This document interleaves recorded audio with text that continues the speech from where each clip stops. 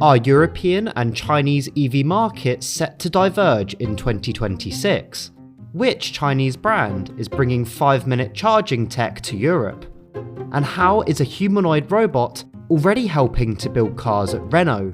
This is the Automotive Update, presented by Autovista24.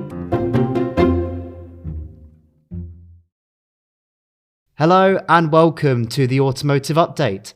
I'm Tom Hooker, Autovista24 journalist, here with the biggest headlines from the last 7 days. We'll start with some quite unusual electric vehicle or EV sales results that you might not have expected. Last year, Europe and China enjoyed double-digit EV volume growth. However, only one of them has kept this form into 2026. Here to discuss this with me is Autovista24 special content editor Phil Curry. Hi, Phil. Hi, Tom. Great to be here as always. And it's great to have you with us. Let's just jump straight into it, shall we? Did EV sales in China start the year on a positive note? Unfortunately not. The Chinese EV market was down 27.1% year on year in January. That's according to the latest data from EV volumes. The plug-in hybrid or PHEV market proved particularly difficult, with sales down 35.6%. Now, the market's been struggling for a while, but according to the latest EV volumes data, January saw the lowest monthly volume since February 2024. The battery electric vehicle or BEV market in China slowed towards the end of last year, but it started 2026 with a decline in volumes of 20.4%. Like the PHEV market, January saw the lowest total volume since February 2024, and it was also the first year-on-year decline recorded in the BEV market since that time as well. Now, that completely contrasts with Europe, because EV sales were up 19.2% year-on-year in January. And instead of a 35.6% decline like in China, PHEVs saw a 33.5% growth. BEVs had a smaller increase of 12.7%, but this was based on larger volumes compared to PHEVs.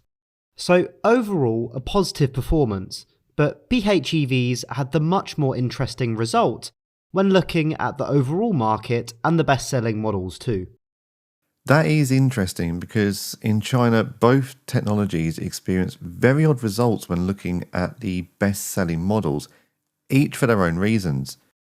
Looking at the BEV bestseller top 10, 5 models in that table were not on sale in January 2025.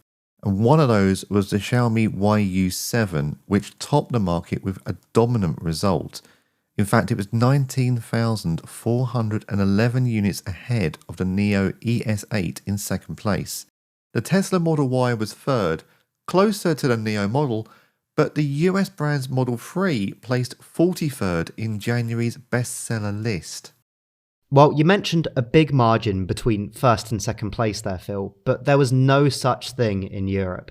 The Skoda Elroq was the best-selling BEV in January, just 45 units ahead of the combined deliveries of the Renault 5 and the Alpine A290. Both models placed ahead of the Tesla Model Y, which was last year's bestseller in Europe.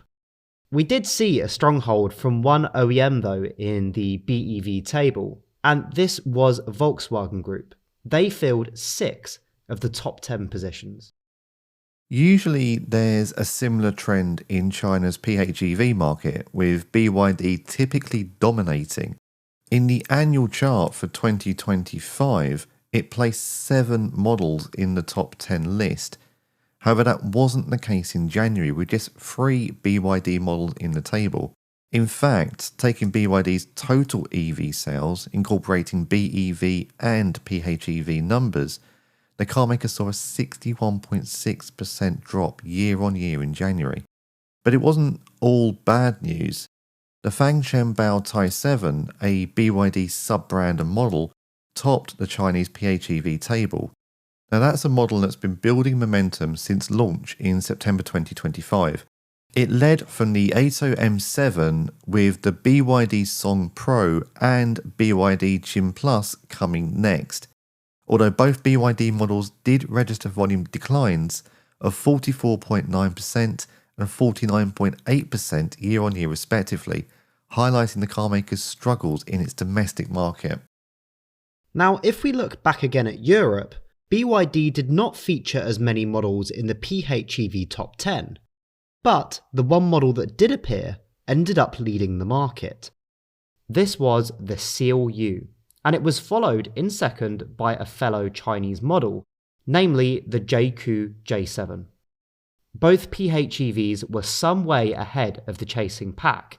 This was the Volvo XC60 in third, the Volkswagen Tiguan in fourth, and the Mercedes-Benz GLC in fifth.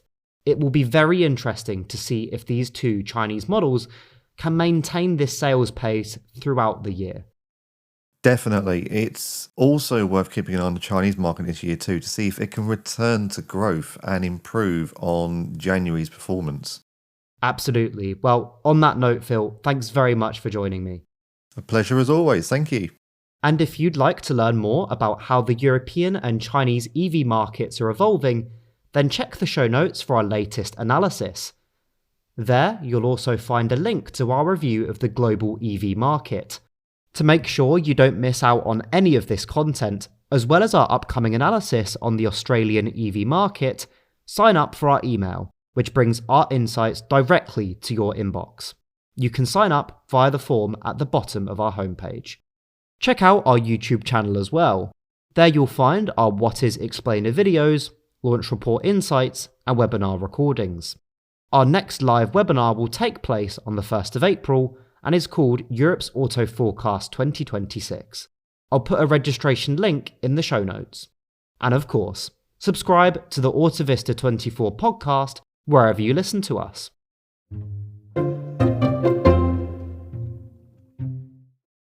What could you do in 12 minutes? Well, apart from listening to an episode of the Automotive Update, you can also charge a Denza Z9 GT, a model from BYD's premium brand that is coming to Europe this year. According to Denza, the Z9 GT delivers a 10% to 70% charge in only 5 minutes, a 10% to 97% refill in just 9 minutes, and a 20% to 97% recharge in 12 minutes, even in minus 30 degrees Celsius. So, how is this possible? Well, it's thanks to two core components: BYD's second generation Blade battery and the brand's flash charger. The latter provides up to 1,500 kilowatts through a single connector. BYD said it would start installing hundreds of its flash stations in Europe this year, the Financial Times reported. The brand already has more than 4,200 sites in China and aims to have 20,000 operating globally by the end of 2026. In other battery news, Chery has revealed its all-solid-state battery that can achieve a range of over 1,500 kilometers during its Battery Night event on Wednesday, Electrek reported. The new battery is part of its Rhino series, which includes various energy density levels. Chery aims to begin testing the solid-state battery in vehicles next year. This comes as various other car makers and battery producers, such as BYD, CATL, and Chang'an Automobile, aim to begin small-scale production or trial installations.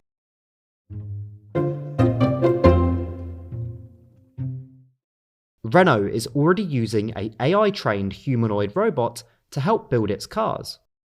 The robot is called Calvin, developed by French robotic firm Wondercraft. Over the next 18 months, another 350 humanoid robots will be added to assist with vehicle production, according to Auto Express. However, it's not just Renault that is accelerating investment in robotics and automation.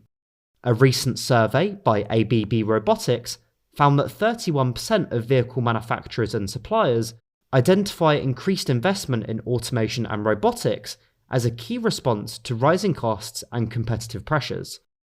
Meanwhile, 3 out of 10 respondents cited labour shortages and rising wage costs among their most significant challenges.